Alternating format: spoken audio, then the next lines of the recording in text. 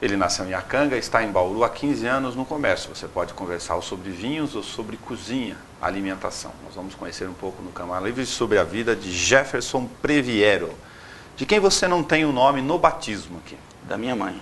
Qual é o sobrenome dela? Paleari. Aqui está fácil de fazer a identificação. De que região da Itália eles são? Do Vêneto. Do Vêneto. É. Qual a recordação que você tem de memória afetiva de sua infância, Jeff? Cara, meus pais sempre foram muito carinhosos comigo, né? Mas a gente mexer justo nesse assunto para começar, cara. Meus pais sempre foram muito carinhosos comigo. Cara, eu acho que foi minha primeira bicicleta. Bem provável. Que idade? Acho que uns 13 anos. E foi difícil para eles conseguir a bicicleta? Muito difícil. Muito difícil. Porque nós éramos em 4 irmãos, né? Então não podia dar bicicleta para um. Tinha que dar 4, né?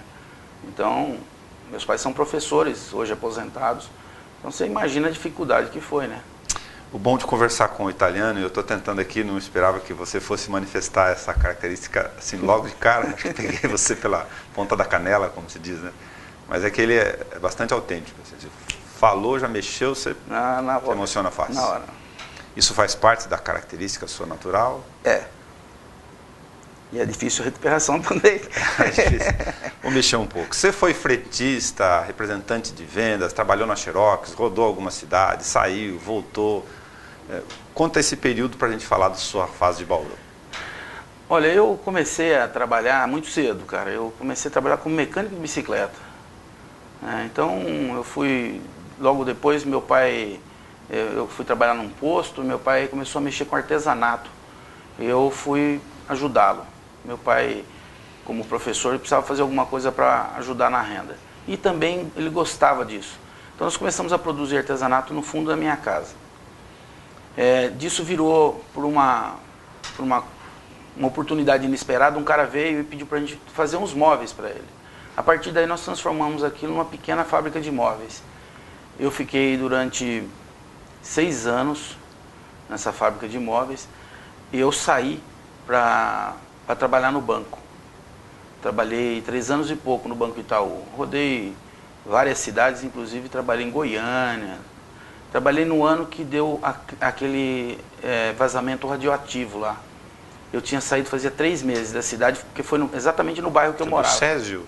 Do Césio, Então, naquele ano, uns 3 meses antes de acontecer aquilo, eu saí e foi no bairro que eu trabalhava. Então, saí do banco nessa ocasião e voltei para a fábrica de móveis, que aí até então meus irmãos é que estavam tocando. São quantos irmãos? Nós somos em 4, mas eu e mais 2 irmãos é que tocávamos essa fábrica. Meu pai já não participava mais. Fiquei mais 2 anos com eles e entrei no Banco Itaú. Desculpa, entrei na Xerox. Da Xerox eu fiquei 12 anos viajando, morando em cidades como Araçatuba, Prudente, Ribeirão Preto, Rio Preto. Viajei bastante pela Xerox. Minha última sede foi Bauru. Foi nesse período que você casou? Eu me casei logo que eu entrei na Xerox. Que idade você tinha? Eu tinha 24 anos. Jovem? Entrei jovem na Xerox. Você diria para sua filha casar com 24 hoje? Muito cedo, muito tarde? Olha, você não liga para isso? Eu acho que tudo é questão de... Cada um tem o seu tempo, né? Eu acredito que ela não vai casar com 24. Apesar dela já namorar bastante tempo, eu acredito que ela não vai casar porque as oportunidades, acho que a maturidade é diferente, né? Acho que eu ia falar, a mudança de questão de relação de maturidade com a vida e de projetos de vida das gerações, certamente a dela é bastante diferente da sua. Com certeza, né? Primeiro que, acho que pela evolução, e todo mundo faz assim, né? A gente quer fazer aquilo que pelos filhos, o que a gente às vezes não conseguiu pelos pais, né? Então a gente quer sempre fazer um pouco a mais. Eu não sei se isso é bom ou é ruim, porque a gente vê hoje moçada aí com 30 e poucos anos morando com os pais, né? Não querem ter a sua independência. Eu não sei se é por questão de oportunidades de trabalho, ou até uma questão de motivação. Então eu acho que eles saem mais tarde de casa. A gente que é pai, é lógico que a gente quer que o filho fique pertinho da gente, mas a gente quer que ele seja gente grande, né? Que ele tenha a sua independência, comece a conquistar o seu espaço profissional cedo. A minha filha, graças a Deus, ela está terminando, falta um ano e pouquinho para terminar a arquitetura. Então, com 23 anos vai estar formada.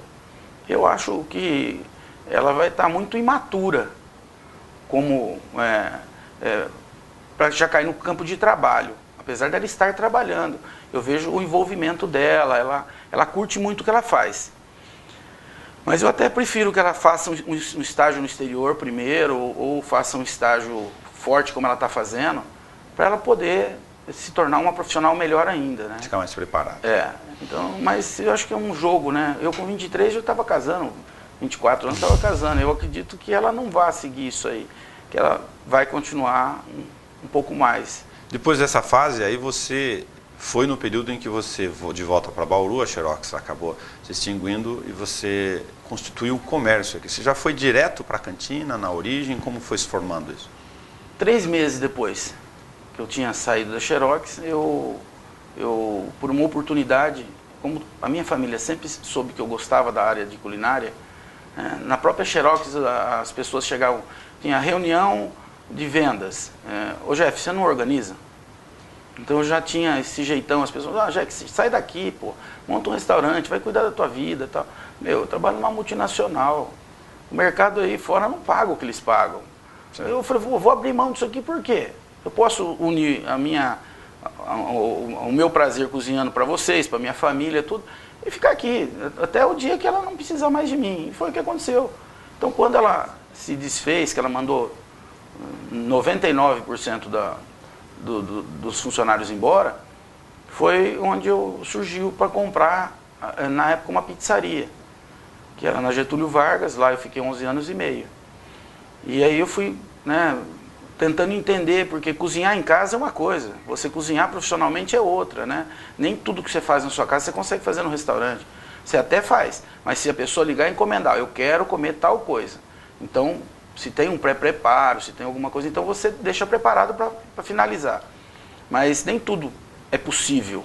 A adaptação dos pratos de cardápio, comercialmente falando, ele muda muito daqueles gostos pessoais que você tem, que você reúne um grupo também e fala, pô, Jeff, esse camarão aqui ficou muito bom, você carregou tal coisa nele.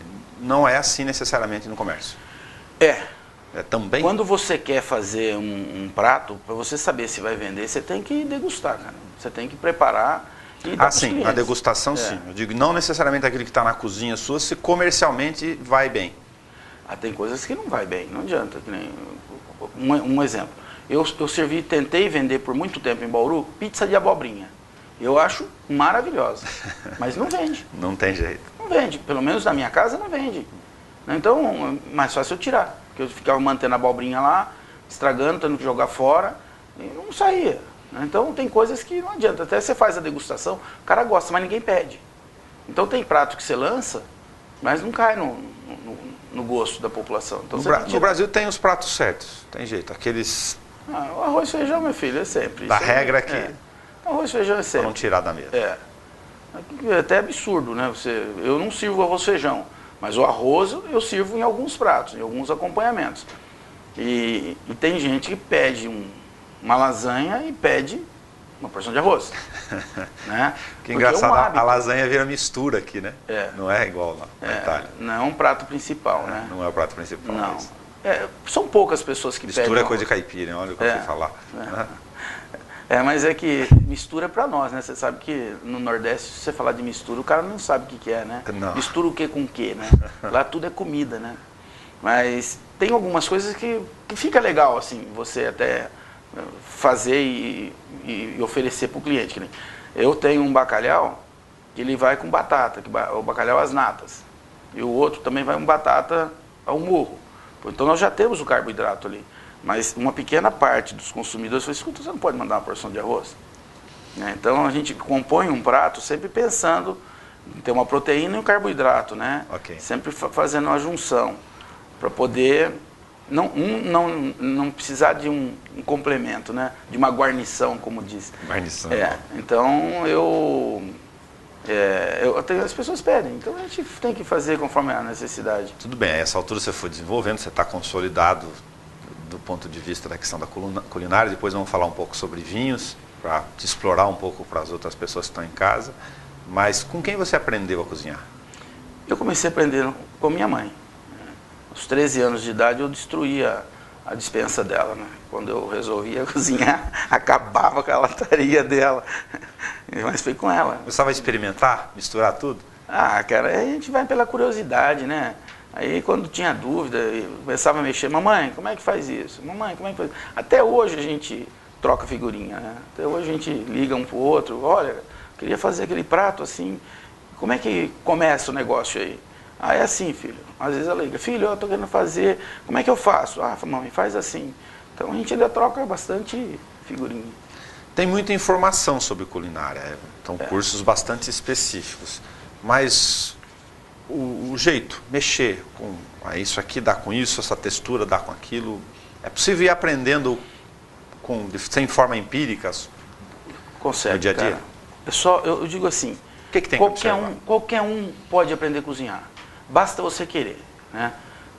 Eu sou meio grosso na cozinha, você não tem vontade de aprender, qualquer um pode aprender, né? Agora, a gente desenvolve. Quanto mais você vai cozinhando, você vai desenvolvendo. Você fala para mim assim, Jeff, dá uma receita para mim de alguma coisa. Se eu for para a cozinha, eu faço aquele negócio pela proporção do tato. Transcreve isso para mim. Puta, aí eu vou ter que fazer de novo e tentar medir tudo, pesar tudo para poder passar para você. Porque é um pouquinho disso com um montão daquilo e vai embora, entendeu? Jeff, você não tem ficha técnica no seu restaurante? Olha, até tenho, mas tem pratos que se eu não tiver lá não sai. Entendi. Infelizmente não sai, porque é muito mais da parte de sensibilidade do que numa ficha técnica, né? A ficha técnica eu sempre digo assim, quando você quer comer saúde, você vai com a ficha técnica. Quando você quer comer sabor, você vai sem ficha técnica. Porque você explora os aromas, os temperos, a forma de fazer. Eu liguei para um colega, ele falou por telefone, um negócio de selar a carne para agradar a namorada, e comecei a mexer e eu resolvi querer colocar mostarda. Só que era mostarda boa, daquela alemã que tem aqui, inclusive perto de Avarela, na Panela. Cara, ficou azedo pra caramba. Precisa ver a quantidade, né? Porque eu não sabia, deu uma carregada. Precisa tomar cuidado. A gente tem que experimentar tudo antes, né, cara?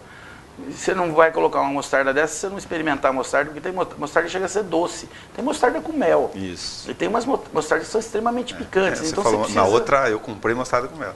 Que aí eu falei, pô, agora vai. Então você precisa experimentar antes, para saber a quantidade que você vai pôr, né? E também tem gente que gosta com bastante mostarda. Sim. Porque às vezes, eu particularmente, eu prefiro colocar as coisas, misturar as coisas, mas sem deixar um roubar o sabor do outro. Tá? Então se eu encho de mostarda, eu roubo o sabor da carne. Então se eu ponho a mostarda no ponto certo, ele vai temperar a minha carne, né? Se você gosta de notas adocicadas, então você pega essa mostarda com mel, então você vai ter um adocicado final, né? Mas a gente tem que pôr na medida, para um não roubar do outro, porque que nem a carne muito temperada, né? Tem que temperar a carne um dia para comer no outro. Aí você come tempero, você não come carne. Normalmente você vai em churrascaria, o cara vem assim, javali, gostão forte de alecrim e tempero.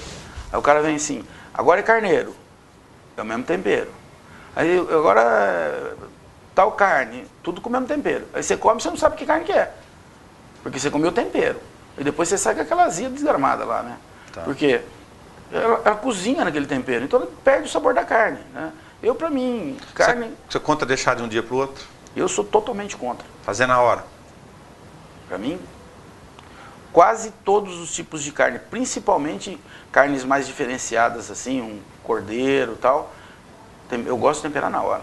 Eu não gosto que ele roube o sabor da carne. Entendi. Eu sou a favor de fazer... Aliás, sal na carne, pra mim, tem que se colocar depois de pronta.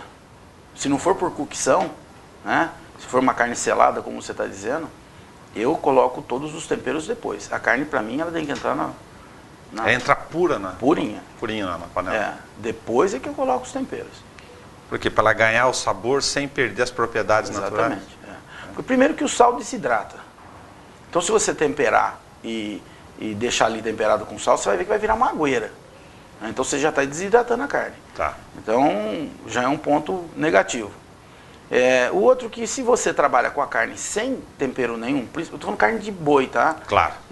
O frango você precisa de um temperinho antes, até Senão você ele põe fica um pouquinho, não tem gosto de nada, né? Você, pelo menos uma meia horinha você pode deixar ali. Mas se é um filezinho de frango também, fininho, você passa um salzinho ali na hora, um salzinho fino com um pouquinho de azeite, você já frita que ele já fica legal, né? O peixe também requer às vezes um pouquinho de tempero, um pouquinho mais de tempo no tempero, porque apesar de ser fácil e rápido de se fazer peixe, mas às vezes ele não pega o tempero. Então eu sou, já que ele vai fazer fácil e rápido, faz sem tempero nenhum. Tá. Depois você tempera. Você põe o tempero depois. E aí, a questão dos tipos de temperos para cada tipo de prato, é uma questão muito pessoal? Você acha que tem que variar? Você citou alecrim aí, a gente lembrou do louro no feijão aqui, né? Poxa, feijão sem folha de louro, eu me acostumei, fica estranho, mas você fala, mas o louro na carne, se souber usar, fica bem. Fica também. muito legal. Olha, eu não costumo ter muita restrição, não. Eu gosto muito de gengibre, como eu estava te dizendo. Mas eu acho que o gengibre tem que ser na medida certa e não é com tudo que vai. Eu acho que o gengibre na carne branca, no peixe, no frango, no frutos do mar, ele vai muito bem, né? Agora com a carne mesmo, eu acho que ele fica, no meu paladar, eu acho que não fica muito legal. Cominho, eu lembrei aqui de cabeça. Eu uso pouco cominho, É? eu acho um tempero um pouco forte. Então quando se você errar a mão, ele rouba um pouco. Eu gosto de temperos mais suaves. Eu prefiro usar ervas frescas, pimenta do reino moída na hora, sal. Para mim, tendo isso aí, e dependendo do que eu for fazer, se for por alho, eu prefiro às vezes fazer só no alho. Eu prefiro o arroz só no alho.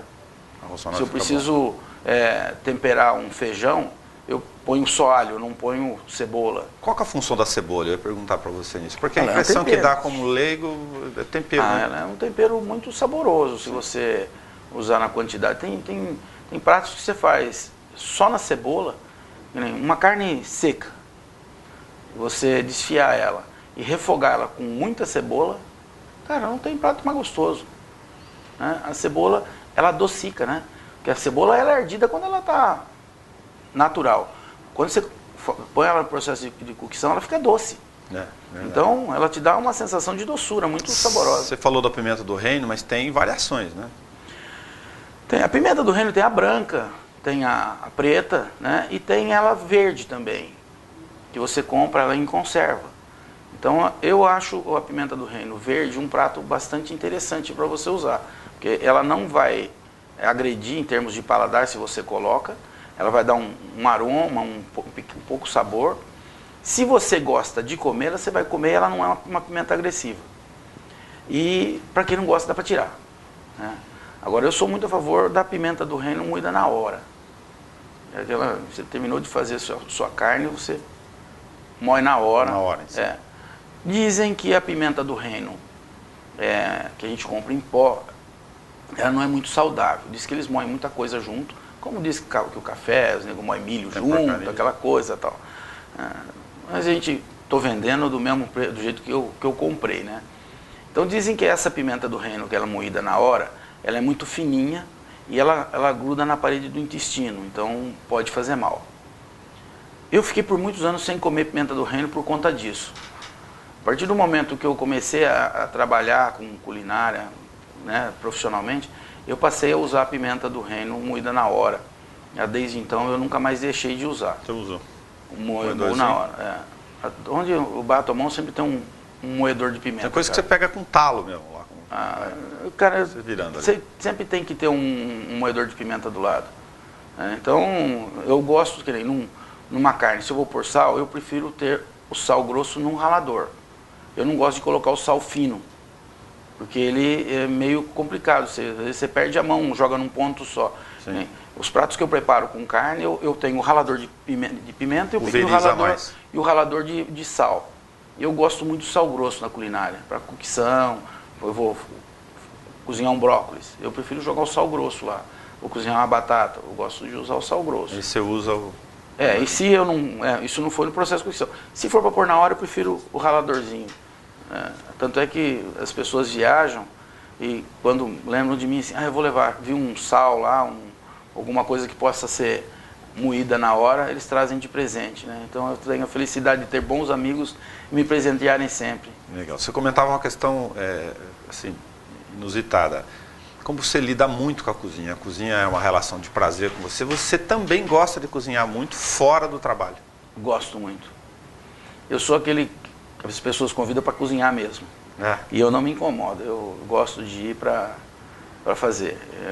O meu prazer é minha diversão, né? Você já viu o tamanho da criança aqui, né? É minha diversão. Meu tio liga, o que você vai vir fazer em casa terça-feira? Porque terça-feira eu não abro o restaurante. Então ele liga, o que você vai vir fazer em casa terça-feira? Então, já pega tal coisa e tal coisa que eu estou indo fazer aí, eu levo o resto. Então eu estou sempre cozinhando, cara. Você vai beliscando ao longo do preparo? Você senta para comer? Eu sento para comer. Senta para comer. E não belisco no preparo. Não? Não, é muito difícil. Às vezes, no restaurante... Se experimentar o tempero, tudo bem. Não, mas checagem. Eu não vou... dependendo da situação no restaurante, eu saio do restaurante sem jantar porque eu esqueço.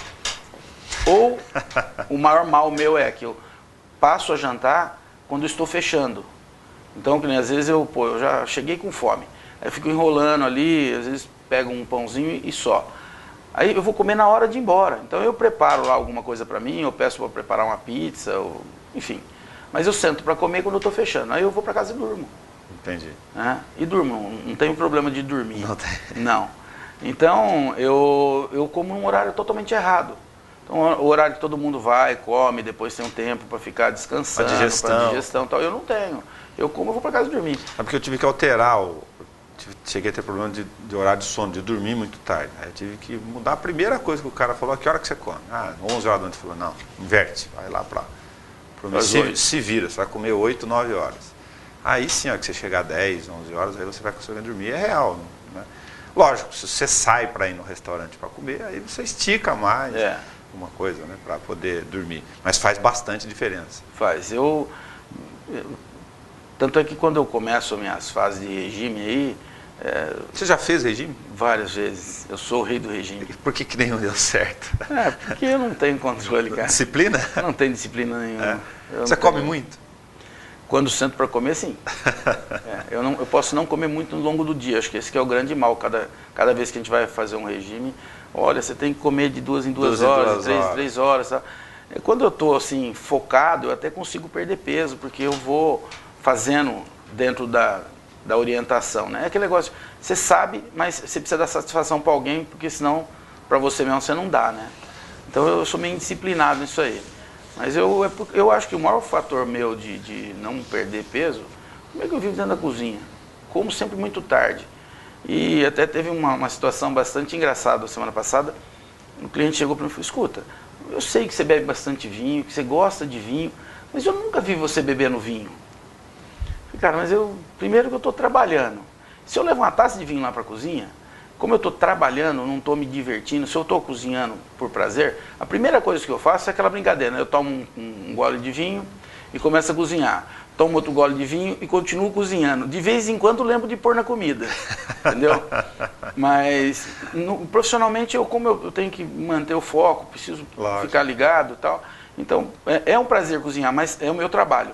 Então eu procuro me alimentar e também tomar meu vinho quando eu estou encerrando as atividades. Então, quando tem cliente na casa, mas não tem mais produção.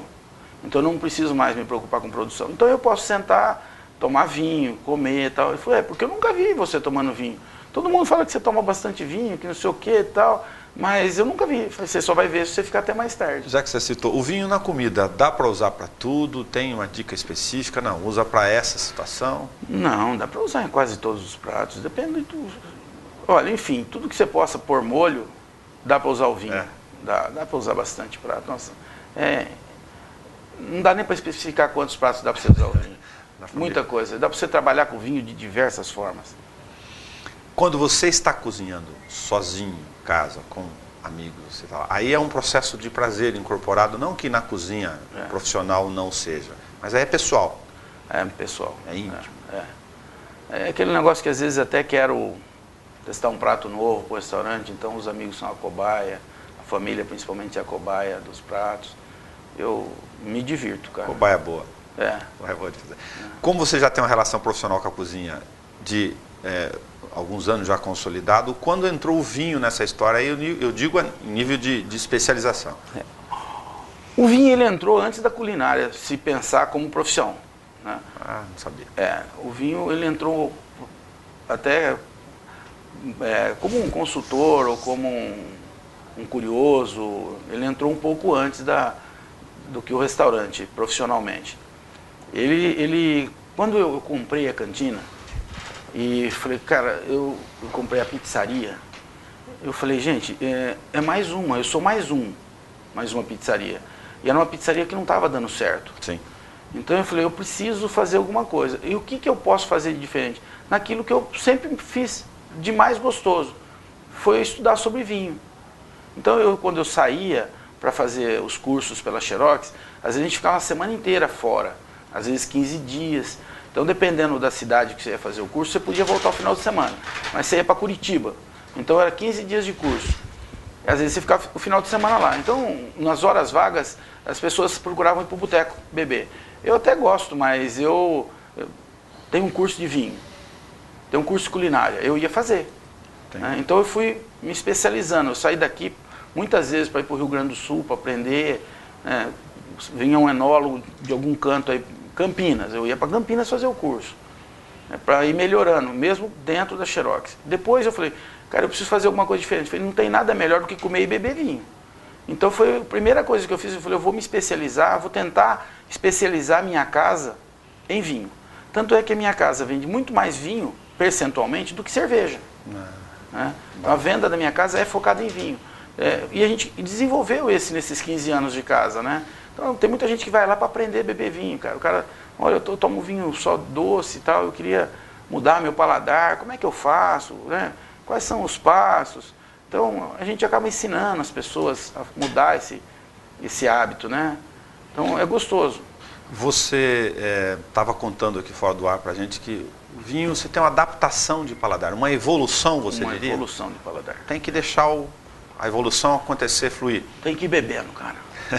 Tem que ir bebendo. Isso que é o melhor. Tem que ir bebendo. Né? O paladar a gente vai desenvolvendo. Ninguém nasceu sabendo fazer nada, cara.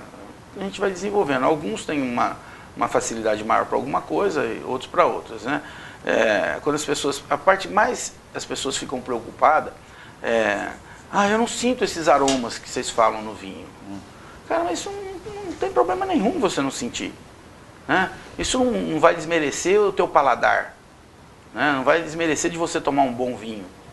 É que o vinho, a gente tem todo quando você quer, tem todo um ritual, né? Tem um charme. Um charme, tem uma elegância. Então, aquele lance de você ficar buscando os aromas e tal, não que não ser um enochato, né? Mas quando você está com os amigos, é gostoso você... Porque o vinho é assunto, né? Eu até sempre, nos meus cursos, digo, você pode ir numa festa do vinho sozinho, que você sempre vai arrumar um bom papo e não vai ter briga. Já é diferente de você falar que eu vou na festa do chopp sozinho. Primeiro que quase ninguém vai. E quase sempre no final tem briga. Né? Então o vinho ele tem um limitador. Tem uma hora que ele fala assim, não passa que você vai capotar. Tá. A outra bebida não. Quando você vê, você já capotou. Já capotou. Então ele dá um limite pra gente. Dá um toque. Ele dá. Quando você começa a beber, você fala, parece que ele chega aqui em cima e fala, não vai mais. Acabou. Né? Por isso que talvez seja para sentir mais o sabor do que as outras bebidas. Não é para tomar de barril. E o vinho, por ser uma bebida viva, então você coloca na taça e você vai vendo... Sabe a história do sorvete? É mais gostoso quando chega no final? O vinho é a mesma coisa. Agora, por que ele é mais gostoso? Porque você já bebeu bastante? Não. É porque o vinho ele vai evoluindo, ele vai abrindo. O vinho, por ser vivo, ele precisa de uma certa oxigenação. Né? Eu até digo ela vai abrindo fora da garrafa. Fora da garrafa. Fora do ambiente da garrafa, ele muda muito. Não, ele pode abrir até na garrafa, mas a garrafa tem que estar aberta. Tá. É muito comum, às vezes, o cara pega um vinho... Lembrei de uma bobagem aqui, não adianta. Como eu sou leigo, eu tenho que falar. E negócio de botar colher na garrafa para largar o vinho, depois que arde de um dia pro outro. É que nem Coca-Cola. Para com isso? Para com isso, cara. Não tem nada, não adianta. Tumbo na tumba, deixa a colher. Né? Na Coca-Cola você não punha? Se chegar no dia seguinte, tinha gás na Coca-Cola? Não tinha, né? Então vinho é a mesma coisa. Mas abriu faz o quê? Se sobrar meia garrafa? Você fecha. Põe a rolha? Põe a rolha e põe na porta da geladeira. Tudo bem. Não tem problema. Mas tem vinhos que no dia seguinte mudam muito o paladar. Olha, é porque... Que aí é o oxigênio. Oxigena. Alguns oxidam mais. É exatamente isso. É que tem vinhos que, quando você compra um vinho que ele está muito jovem, você pode tampar e pôr na geladeira, é evidente que ele vai mudando, né? Porque ele vai diminuindo a quantidade de líquido e vai aumentando a quantidade de oxigênio dentro da garrafa. Sim, a proporção ali já faz a enorme diferença. Faz.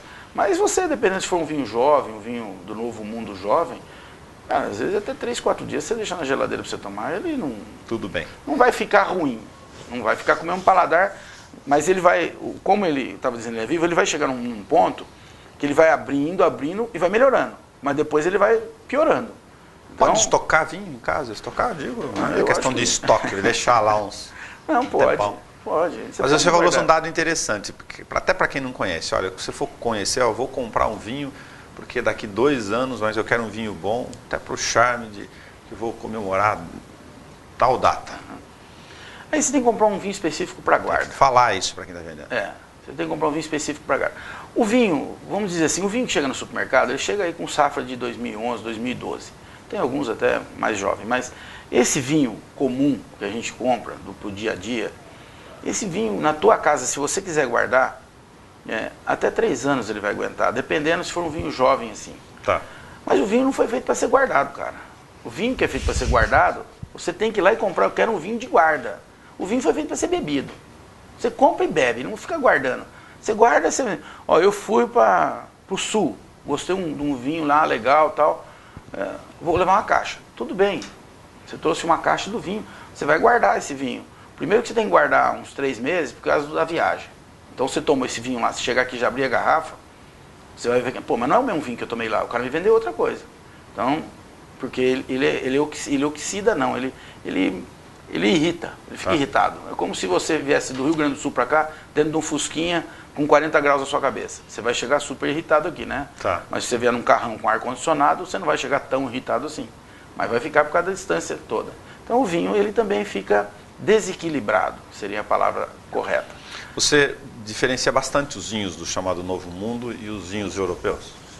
Eu faço uma distinção bastante grande. Sim. Que características você colocaria?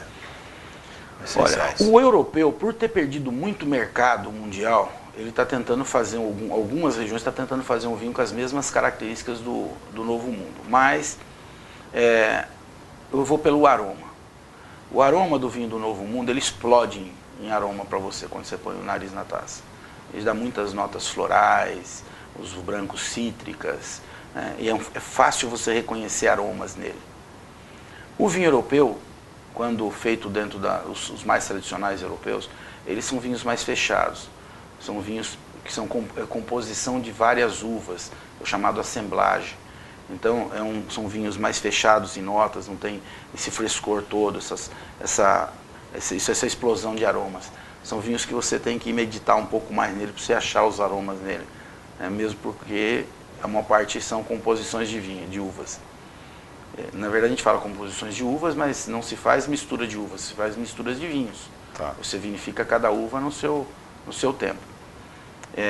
Então, esses são 2 fatores principais quando você pensa em vinhos do Novo e do Velho Mundo. E para quem está começando a beber vinho, normalmente o vinho do Velho Mundo, não o lambrusco, né?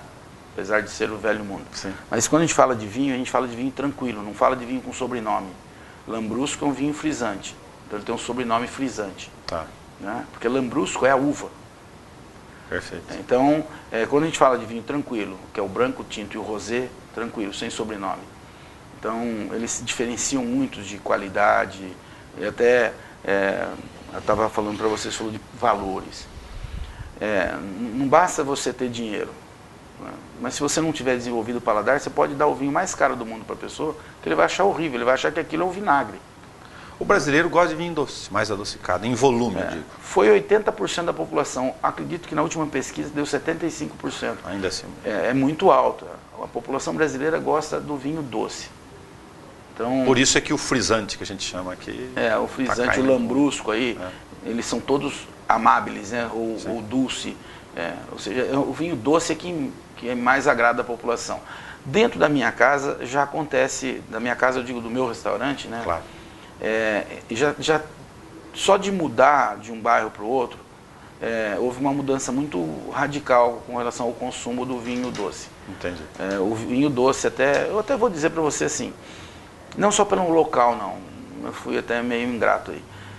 Eu vou dizer para você que dos 5 anos para cá, o consumo de vinho doce na minha casa despencou. Mas isso tem uma característica de evolução que a gente estava falando. Do paladar. Está acostumado com o paladar quando ele vai se dar ao direito de experimentar o outro paladar, ele vai incorporando naturalmente. O vinho vai trazendo o cara para dentro do paladar. Vai. É que ele vai tomando, é que nem você começa a comer um brigadeiro. É uma delícia, não é? Mas você come um brigadeiro, você come 2 brigadeiros, chega no terceiro brigadeiro, por que separa? Porque é uma bolinha desse tamanho assim. E você não comeu nada.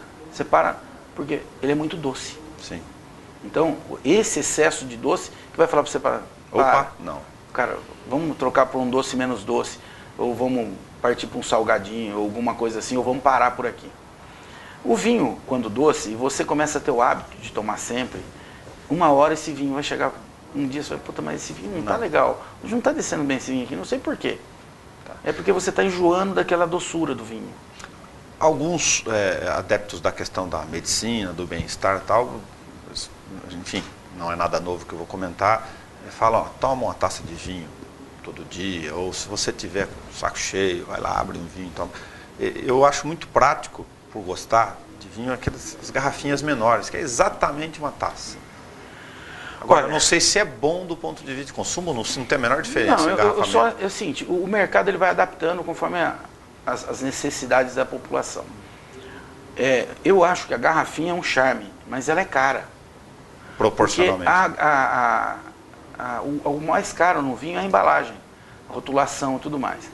Então, se você pensar que meia garrafa custa 70% de uma garrafa inteira, então, mas Jeff, uma garrafa eu levo 4 dias para beber. Se você comprar um vinho jovem, você compra a garrafa inteira, põe na geladeira e você vai poder beber ele sem problema. Mas para quem tem o hábito de tomar diariamente um vinho, o mercado oferece hoje um bag-in-box. É uma caixinha com um saco metalizado dentro que não entra oxigênio. E esse vinho chega a aguentar até 40 dias. Então você põe na geladeira, cara, todo dia você vai lá dar uma apertadinha na chupetinha lá, vem a dose que você quer. Passa a ser mais econômico, mais inteligente. Bem conservado. É fantástico isso aí que veio para o mercado brasileiro. Você falava dessa questão da associação entre o paladar e o hábito, você incorporando isso, e há uma evolução daí natural na forma e no conteúdo de se beber vinho, de qual vinho. Aí tanto faz, chega no determinado momento, eu quero dizer que você falava, olha, eu tenho um cliente que o cara, enfim, está muito bem de vida, ele não teria problema de abrir uma garrafa de R$500, mas ele prefere o de 50 porque é aquele que ele gosta. Exatamente. É porque quando eu até comentei com você, quando você tem um vinho barato, ele pode ser bom, não é porque ele é barato que ele é ruim. Okay. Mas um vinho caro tem a obrigação de ser bom. Agora, bom para quem? Né? Pode ser bom para mim, mas pode não ser bom para você porque você não tem o paladar desenvolvido para tomar aquele vinho. Então você jogou 500 fora. Né? Agora, se você tem o paladar desenvolvido, você teve R$500 de prazer. Porque quem pode comprar uma garrafa de R$500 está comprando R$500 de prazer. Entendi. Né? Deixa eu mexer um pouco das questões do dia a dia com você. Um prato que pessoalmente você gosta muito. Eu gosto muito de massa. Como pouco, mas eu gosto muito de massa. Se eu pudesse, eu me alimentaria de massa todos os dias. Um tempero que não sai da sua mão, exceto o sal, claro. Pimenta do reino. Pimenta do reino. No meu prato eu coloco quase em tudo. Um vinho bom no paladar, você já é mais sofisticado no sentido de especialização, mas para o leigo, que seja razoável o preço. Olha, eu vou falar 2 vinhos para você. O vinho de minha preferência pessoal, mas eu não posso tomar sempre, por causa do preço, é o Amarone, um vinho da região do Vêneto, que são 3 nobres vinhos, 4 nobres vinhos italianos, né, que é o Brunello, o Amarone, o Barolo e o Super Toscano hoje, que é uma 4ª via aí. Okay. Então, desses vinhos, a minha preferência pessoal, se eu pudesse, eu tomaria sempre um bom Amarone. Mas o meu vinho, até por uma questão de preço, que eu tomo sempre e não recuso nunca, é um bom Chianti. Um bom vinho italiano da Toscana, um Chianti. Chianti escreve como? Chianti. Tá. No CH. Anotar. Quem quer aprender tem que anotar. Agora tem existem produtores e produtores, vinhos e vinhos, né? Mas eu vou classificar, mais fácil de classificar assim, o Chianti para mim é um vinho que me agrada 100%. Eu tenho uma preferência por vinhos portugueses e italianos. Você é mais benevolente que o teu pai foi com você? Com as filhas? Ah, com certeza. Não, até acho que pela oportunidade financeira, né? Os pais, qualquer pai quer fazer o máximo pelos filhos, mas cada um no seu tempo, né? Então eu acho que meu pai e minha mãe sempre foram fantásticos comigo, até hoje são. Mas a gente, como todo mundo, quer fazer um pouco mais pelos filhos do que os nossos pais fizeram. E eu que tenho a graça de ter meus pais vivos ainda, o que eles fazem pelas minhas filhas também é inigualável. Quando você pensa no seu pai, você pensa o quê? Generosidade. Sempre. Quando você pensa na sua mãe, você pensa o quê? Bondade, companheirismo. O que te aborrece? Mentira. Mentira me aborrece bastante. O que te deixa alegre? Pessoas felizes. Felicidade. As pessoas estando felizes perto de mim, eu sou bastante feliz. Jeff, muito obrigado por você ter vindo trocar experiência de vida com a gente. É uma questão pessoal, intimista, e contado as suas experiências no dia a dia. Um bom vinho para você. Para nós. Que não falte a nossa mesa. Obrigado, Nelson. Muito obrigado. O Câmara Livre de hoje conversou com Jefferson Previero. Falei certo? Até o próximo programa.